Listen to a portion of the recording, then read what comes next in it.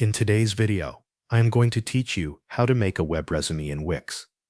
Start by logging into your Wix account and opening the website you want to edit from your Wix dashboard.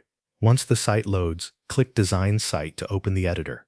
Begin on the home page. Replace the main heading with your full name so it becomes the first thing visitors see.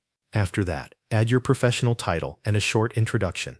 Keep this section clear and direct so it quickly explains who you are and what you do. Next, click the Add button on the left side of the editor. From there, select Sections. Scroll down until you find the Resume category. Choose a resume section that fits the style of your site and add it to the page. Once the section is added, replace the sample text with your own information. Update it with your work experience, education, certifications, projects, and key skills.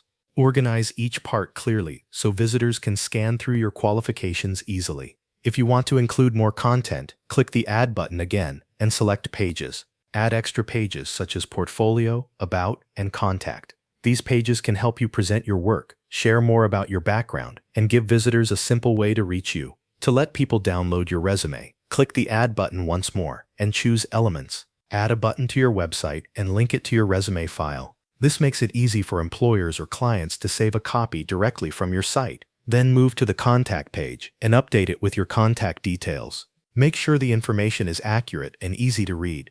After that, customize the overall appearance of your website. You can adjust colors, fonts, spacing, and layout so the design matches your personal brand and looks professional. When everything is in place, click Preview to review the website. Check each section carefully to make sure the text is correct, the layout looks clean, and all buttons and pages work properly.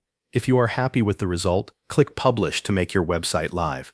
Your online resume will then be available for others to view and share. Thanks for watching. That covers everything you need to know.